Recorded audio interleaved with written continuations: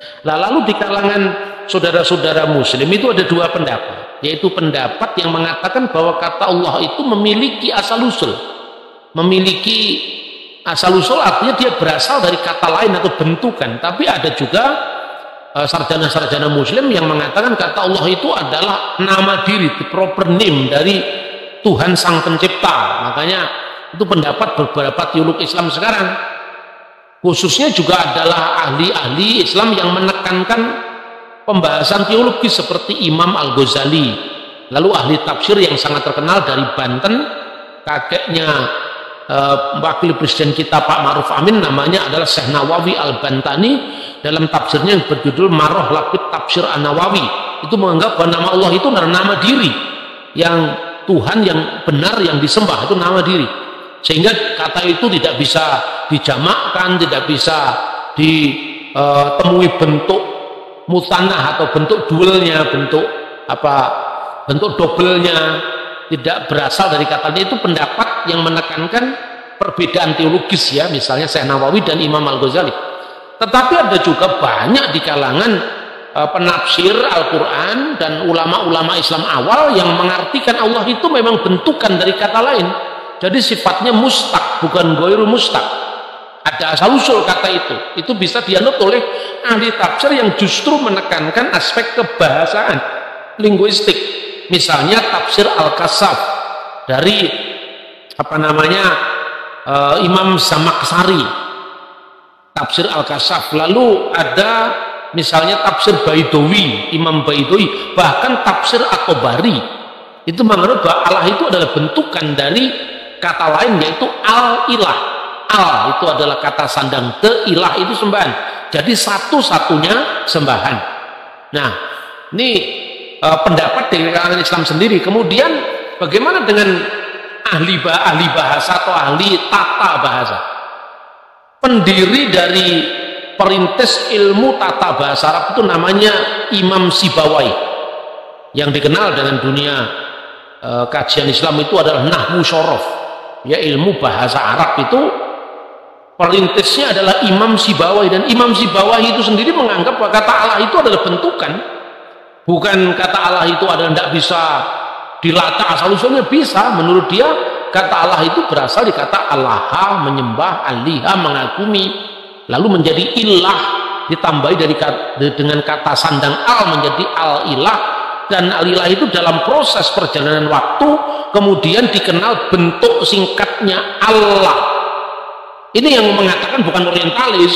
Ada juga kalangan teman-teman muslim yang menganggap bahwa al-ilah itu pendapat orientalis. Masa Imam Baidawi orientalis, masa Imam Zamakhsyari orientalis, masa Imam At-Tabari orientalis, masa Imam Sibawai pendiri ilmu tata bahasa Arab orientalis? Lah itu saya kira. Jadi kita harus menyadari, bahkan di kalangan Kristen sendiri yang sekarang alergi dengan kata Allah itu lebih didorong oleh oleh sikap ingin CJDW, artinya ingin berbeda dengan yang lain gitu loh. Itu kan sebetulnya kebutuhan identitas, itu bukan objektif karena penelitian bahasa. Nah, lalu ada pertanyaan begini, apa ada kata Allah itu, kalau itu bentukan dari al-ilah menjadi Allah, apa ada kata Arab lain yang juga mencontohkan kebiasaan menyingkat? Ini kan gejala bahasa khusus, seperti bahasa Indonesia. Zaman Melayu ditulis bahwasanya, sekarang bahwa. Prasasti-prasasti Melayu kuno atau pemakaian bahasa Melayu bahkan di abad 18 abad 16 Anda bisa membaca Alkitab dalam terjemahan Cornelis Ruil, Alkitab dalam terjemahan Leidecker masih pakai bahasa Melayu. Kata sahaya menjadi saya, kata bahwasanya menjadi bahwa, kata arkian sekarang hilang, kata hatta sekarang hilang. Jadi penyingkatan semacam itu ada dalam setiap bahasa meskipun kasusnya lain-lain. Bahwasanya menjadi bahwa, ya, kemudian jikalau menjadi jika, kan begitu. Apabila jadi bila, itu kan umum. Cuman kalau misalnya apabila jadi bila, Apakah bisa kata rumah jadi kata mah? Ya tidak bisa, karena itu kasus khusus.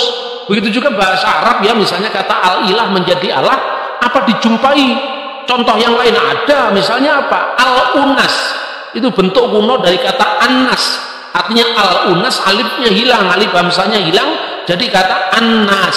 Jadi seperti al-unas menjadi kata annas, maka al-ilah menjadi Allah, gitu loh.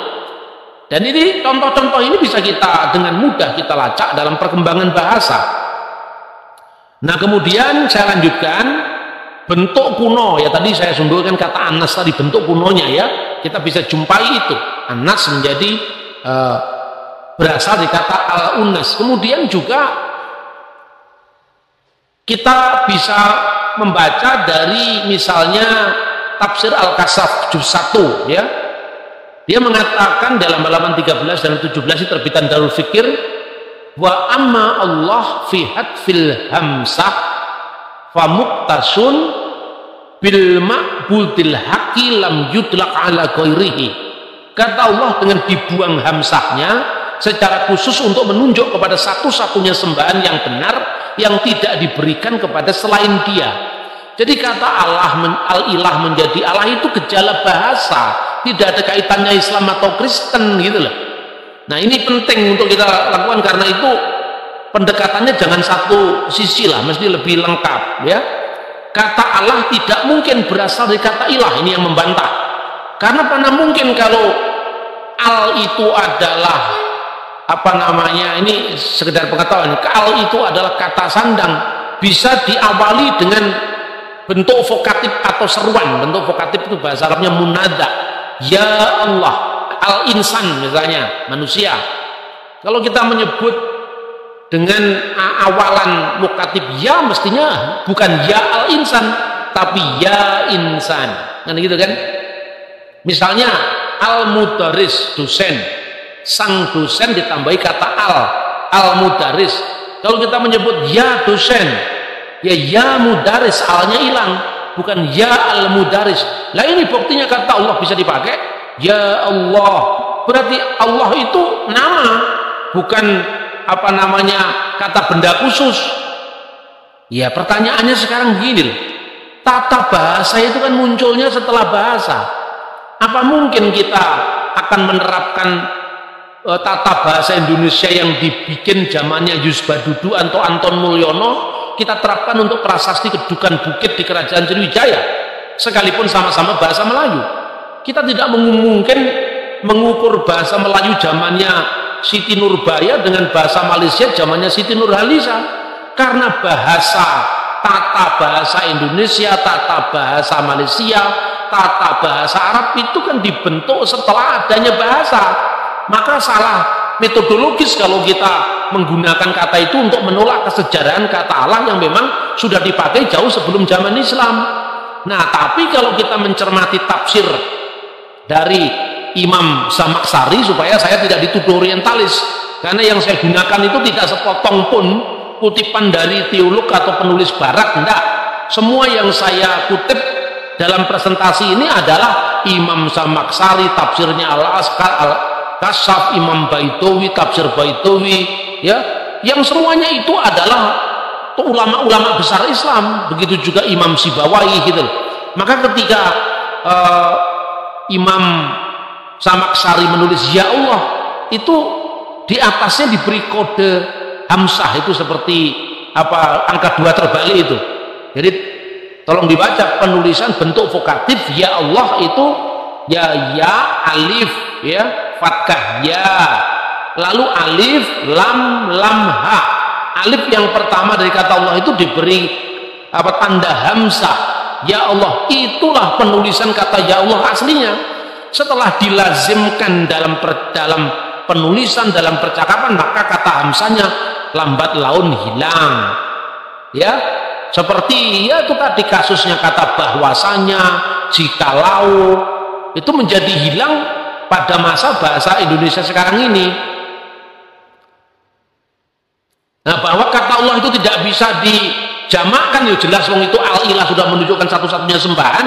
Itu tidak usah dicari dari sudut pandang tata bahasa, tapi dari logika penggunaan kata Allah itu dimaknai dalam makna khusus. Kemudian kata nama dalam bahasa Arab, istilah nama itu mengandung dua makna. Yang pertama nama diri atau ismu saksi, personal name atau the proper name. Misalnya Bambang, Alek, Muhammad, Ahmad itu kan nama diri atau ismu saksi. Tetapi yang kedua namanya ismu jinsi. Tapi ketika kita mengatakan Allah itu adalah ismu dzat, artinya nama dari hakikat Tuhan. Dzat itu artinya hakikat, bukan zat dan zat padat, bukan itu. Dzat itu artinya hakikat, dan itu ada dalam Alkitab bahasa Arab itu. Ungkapan kata dzat itu artinya substansi. Itu ada dalam Alkitab bahasa Arab. Ini saya ulang-ulang supaya orang Kristen tidak nyerang-nyerang Islam, katanya Tuhannya Islam itu zat, Tuhan kita roh. Itu kan karena nggak berpengetahuan, nggak ngerti bahasa itu. Kata dzat itu justru muncul dalam Alkitab bahasa Arab. Ya, seperti Bapa memiliki hidup dalam dirinya sendiri, kama al-abdu lahu hayyah lahu al-hayat fi dzatihi, dalam Yohanes pasal 5 ayat 26 kalau tidak salah ayatnya itu. Nah, maka yang kedua adalah ismu jinsi, itu nama jenis tapi khusus. Misalnya ada banyak buku, kutub, tapi yang disebut buku yang ini Alkitab, kitab yang satu-satunya. Ada banyak ilah, sembahan, alihatun jamaknya, tapi sembahan yang satu yang benar itu al-ilah. Nah, lambat laun al-ilah seperti al-unas menjadi anas, al-ilah menjadi Allah itu. Kemudian bukti kalau kata Allah itu bukan nama diri atau personal name bagi Tuhan, ya. Kita buktikan misalnya ketika Anda membaca kata-kata Baitur Rahman. Bait itu rumah, Ar-Rahman itu sang pengasih. Al karena lembut suaranya jadi Ar-Rahman, Ar-Rahim. Ya, Bait Ar-Rahman, Baitur Rahman. Alnya di sini menjadi apa namanya? Lunak, ya, misalnya Baitul Hakim. Jadi Bait Al-Hakim. Alnya jadi Baitul Hakim, ya. Al-Hujjaj, para haji, ya. Nasidul Hujjaj, jadi lunak. Tapi ketika Anda bernama Elisa, bahasa Arabnya Al-Yasa, dan menyebut Baitu Al-Yasa, tetap tidak bisa alnya jadi ul. Baitul Yasa tidak bisa, tetap Baitu Al-Yasa, rumah Elisa. Tetapi kalau Baitullah bisa lunak karena memang alnya di situ adalah kata sandang. Jadi itu bukti bahwa Allah itu bukan nama diri. Lalu oleh para teolog Islam dikaitkan itu nama diri dari Tuhannya orang Islam, bukan itu. Kemudian contoh yang lain, ini contoh ya, Alhamdulillah. Al itu kata sandang, Alhamdulillah, segala pujian Alhamdulillah itu kepada, bagi, lah. Mana huruf alifnya saya? Kok alhamdulillah alifnya hilang, alif lamnya hilang? Kalau al pada Allah itu adalah satu paket nama Tuhan, tidak mungkin bisa hilang di situ. Nyatanya hilang. Baitullah, lunak. Alhamdulillah, alnya malah hilang.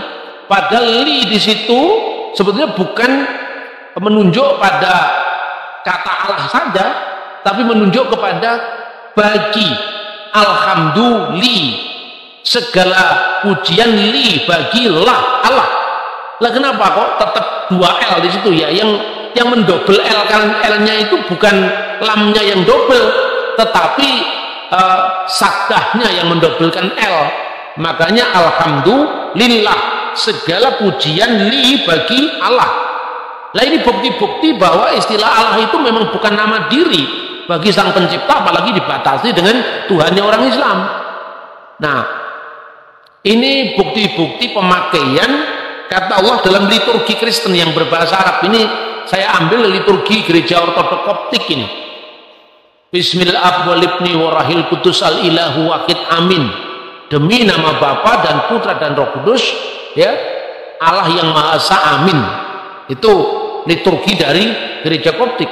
Dan di dalam bahasa Arab orang Kristen itu kata Allah al-ilah itu dipakai bersama-sama.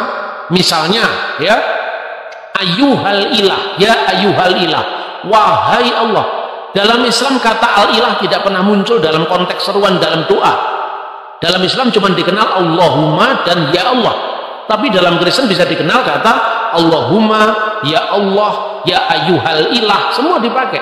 Seperti dalam doa Trisagion dalam berbagai macam bentuk, dari gereja Yunani Ortodok, Koptik Ortodok, Syriak Ortodok, Maronite, itu macam-macam terjemahannya dalam bahasa Arab. Ada yang kudusulillah, kudusul qawi, kudusul lati layamut irham, ada kudusu ayyuhal ilah, kudusu ayyuhal qawi, kuduslah engkau ya Allah, ayyuhal ilah. Kadang-kadang kudusu ya Allah, kadang-kadang kudusulillah. Ada banyak varian di situ. Jadi penggunaan kata itu lebih variatif dalam liturgi Kristen. Itu menunjukkan bahwa antara bahasa Arab Kristen dan bahasa Arab yang dipakai orang Islam itu mengarungi sejarahnya masing-masing. Tidak artinya bahwa orang Kristen Arab itu mencontoh Islam, tidak. Karena apa? Saya tunjukkan tadi bahwa di dalam Skolia dari Yakub Edesa itu memang liturgi Kristen sudah dirayakan di perkampungan kemah-kemah kaum Bedouin dalam bahasa Arab itu pada pertengahan abad ke-6. Catatannya seperti itu. Nah, kemudian yang menarik sekarang, kata Allahumma itu artinya ya Allah. Tapi mana kata vokatif Arabnya itu dari mana? Allahumma. Kalau vokatif dalam bahasa Arab itu ya ayyuha, hanya itu. Ya Allah, ya ayyuhan nas, atau ya ayyuha, ya ayyuhalladzina amanu, itu bentuk vokatif. Tidak ada bentuk vokatif kalau Allahumma itu Allah dan umma, itu tidak ada. Jadi bukan bentuk vokatif dalam bahasa Arab. Berarti kata Allahumma itu memang sebetulnya Arabisasi dari kata Ibrani Elohim. Elohim menjadi Allahumma dalam bentuk doa, dan ini banyak sekali muncul di dalam kitab-kitab Mazmur ya. Nah, sekarang kalau Allah itu tidak bisa diterjemahkan, ya ada yang mau nggak terjemahkan. Misalnya tafsiran Al-Quran dalam bahasa Inggris Yusuf Ali, Bismillahirrahmanirrahim, cuman diterjemahkan dengan in the name of Allah, most gracious, most merciful, atau most compassionate, most merciful. Dalam banyak terjemahan bahasa Inggris, Allahnya nggak diterjemahkan. Itu yang menganut Allah itu nama diri tadi. Tapi banyak terjemahan bahasa Inggris yang menerjemahkan kata Allah. Misalnya Al-Quran terjemahan dari Muhammad Asad ya, itu perhatikan, itu yang saya copy di situ, tertulis Bismillahirrahmanirrahim, diterjemahkan in the name of God, most gracious, most merciful. Jadi God diterjemahkan. Bahkan dalam Al-Quran bahasa Ibrani, Al-Quran dalam bahasa Ibrani diterjemahkan Al-Quranul Karim ha Quran hamifwar. Ini misalnya terjemahan dari kata Bismillahirrahmanirrahim diterjemahkan dalam bahasa Ibrani Beshem Elohim Harrahman Viharrakum. Jadi dalam Al-Quran bahasa Ibrani kata Allah juga diterjemahkan Elohim. Kalau sudah selesai pandemi silakan Anda datang ke Museum Cafe di Malang, saya tunjukkan Quran bahasa Ibrani yang menerjemahkan